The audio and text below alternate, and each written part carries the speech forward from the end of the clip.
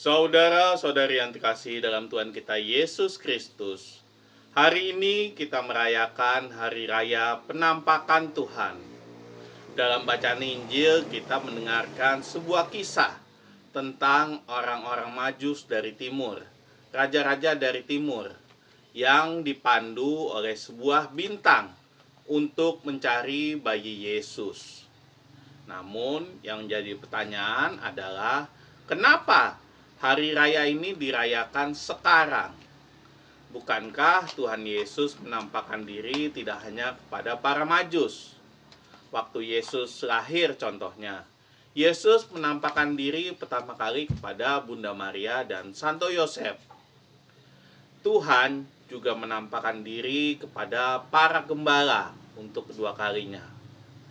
Kenapa penampakan Tuhan dirayakan sekarang, saat para Majus datang dan menemui bayi Yesus? Untuk menjawab pertanyaan ini, kita harus mengetahui dahulu siapa itu para Majus. Dan memang ada yang menarik dari orang Majus ini. Dalam Injil memang tidak dikatakan berapa jumlah orang Majus yang datang mengunjungi Yesus, melainkan Injil hanya menyebutkan orang-orang Majus, yang artinya mungkin ada beberapa orang Majus yang datang pada saat itu. Tapi Injil hanya menyebutkan bahwa mereka mempersembahkan 3 hadiah untuk Yesus, yaitu emas, kemenyan atau dupa, dan mur. Karena jumlahnya ada 3, maka diandaikan ada 3 orang Majus. Dan hadiah ini bukanlah sembarang hadiah.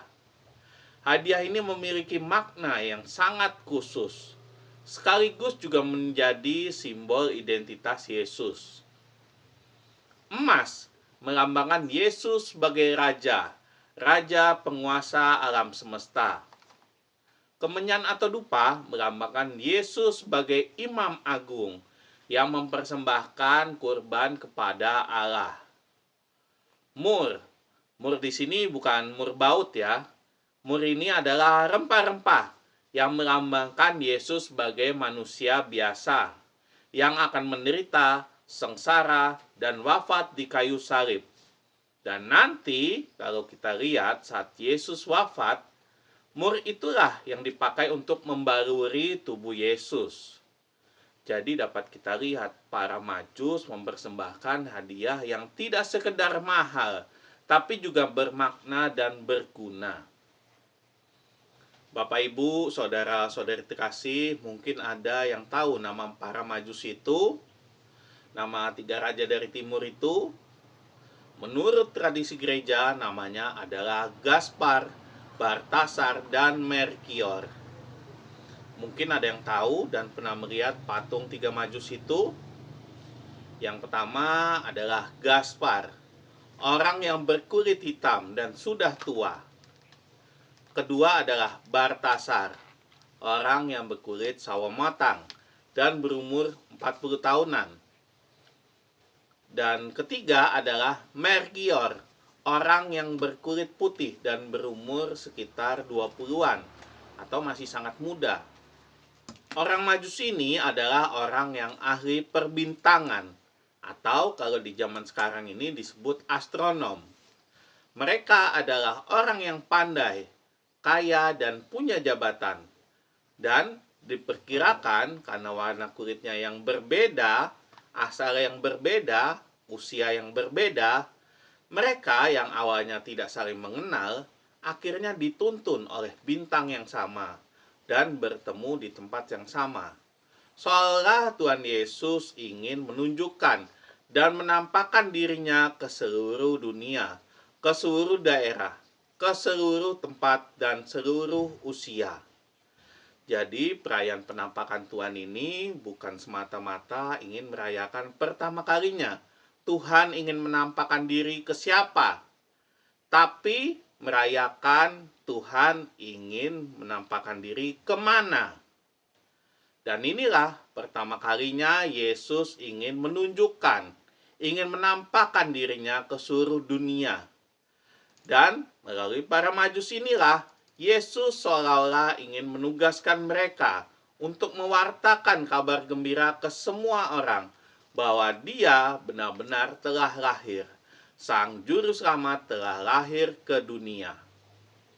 Bapak, Ibu, saudara-saudari terkasih, kita sebagai manusia sama seperti para majus, selalu mencari keberadaan Tuhan. Saat suka sih kita tidak mencari Tuhan, melupakan Tuhan. Tapi saat duka, kita semua mencari Tuhan, memohon-mohon pertolongan Tuhan. Tapi berdoa tiap hari pun, Tuhan tidak akan datang menampakkan dirinya. Saya pun demikian. Di tahun 2025 kemarin, saya berada di titik terendah saya. Pekerjaan gak punya, warung sepi, kalah saing, bikin konten gak laku.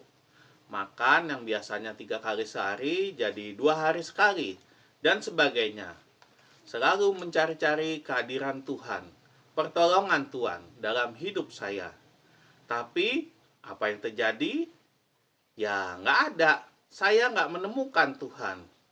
Hingga akhir tahun kemarin, di saat menjelang Natal, tiba-tiba ibu saya ngasih uang 2 juta buat hari Natal. Pas menjelang tahun baru juga, tiba-tiba adik saya Ardi ngasih saya uang lagi 2 juta. Dan tiba-tiba saya teringat, di pertengahan Mei tahun lalu, mertua saya juga ngasih uang 7 juta. Yang saya pikir-pikir lagi, di bulan April, saat saya benar-benar tidak punya uang lagi, saat saya hampir sekarat, tiba-tiba kok datang bantuan dari mertua saya. Dan saat Natal, saat saya berpikir, kayaknya Natal ini saya nggak akan merayakan Natal seperti biasa deh. Tapi kok ada aja bantuan kepada saya untuk memberi kue, untuk beli baju baru, dan sebagainya. Yang saya akhirnya flashback dan merenung. Kayaknya saya dan keluarga saya mungkin udah mati kali, dan nggak mungkin bertahan di pertengahan tahun kemarin. Tapi sampai sekarang kok saya masih hidup ya? Aneh benar kalau saya merefleksikan di tahun 2025 kemarin. Dan sampai saya berada dalam satu kesimpulan bahwa Allah telah menampakkan dirinya lewat pertolongan orang-orang yang ada di sekitar saya. Dengan kata lain, Tuhan yang saya cari-cari itulah adalah keluarga saya. Jauh-jauh saya mencari, ternyata orang terdekat juga. Tanpa saya sadari, Tuhan telah menampakkan diri pada orang-orang yang telah membantu saya. Saudara-saudari terkasih dalam Tuhan kita Yesus Kristus, hari ini kita merayakan Hari Raya Pesta Penampakan Tuhan. Berbeda dengan orang-orang Majus yang dengan susah payah mencari bayi Yesus, para Majus tidak tahu di mana Yesus dilahirkan, kapan dilahirkan, seperti apa Yesus, dan sebagainya. Sedangkan kita sudah diberi kemudahan dalam mencari penampakan Tuhan. Kita tahu Tuhan Yesuslah yang kita cari, Tuhan Yesuslah yang hendak kita tuju. Cuman kadang kita tidak sadar bahwa Yesus hadir menampakkan diri dalam wujud sesama kita, dalam wujud orang-orang yang menyayangi kita. Dan tanpa kita sadari, Tuhan hadir menemani kita kapanpun dan dimanapun kita berada. Tak perlu kita melihat langsung rupa Yesus. Tak perlu kita mengharapkan Yesus datang dalam mimpi kita. Tak perlu kita bersiarah jauh-jauh ke luar negeri untuk melihat Yesus. Rasanya kita terlalu naif bila kita mengharapkan hal seperti itu. Tuhan menampakkan diri dengan cara yang lain. Cukup dengan kita duduk tenang dan menyadari kehadiran Tuhan dalam hidup kita.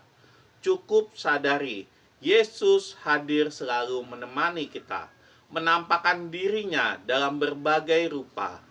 Dan marilah mensyukuri akan hal itu dan berharap Tuhan tidak akan pernah meninggalkan kita. Marilah kita hening sejenak, marilah kita merenung.